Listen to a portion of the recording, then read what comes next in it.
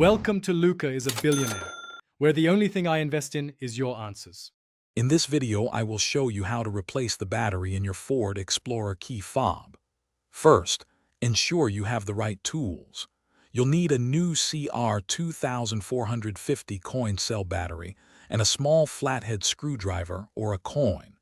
Having these items ready will make the process smooth and quick. Let's get started with opening the key fob carefully. Now let's open the key fob.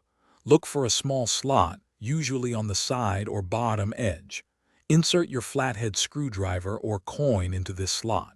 With a gentle twist or prying motion, the two halves of the key fob should separate. Be careful not to apply too much force to avoid damaging the casing or internal components. Take your time with this step. With the key fob open, you'll see the old battery. Gently pry it out of its holder, being mindful of any small clips. Now, take your new CR2450 battery. Make sure to insert it correctly, with the positive side, usually marked with a plus sign, facing upwards. This ensures proper contact and functionality for your key fob. It should snap securely into place. Finally, it's time to reassemble your key fob. Carefully align the two halves of the casing.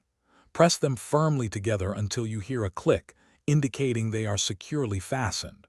Once reassembled, head to your Ford Explorer and test the key fob's functions. Ensure it locks, unlocks, and starts your vehicle as expected. Congratulations, you've successfully replaced your battery.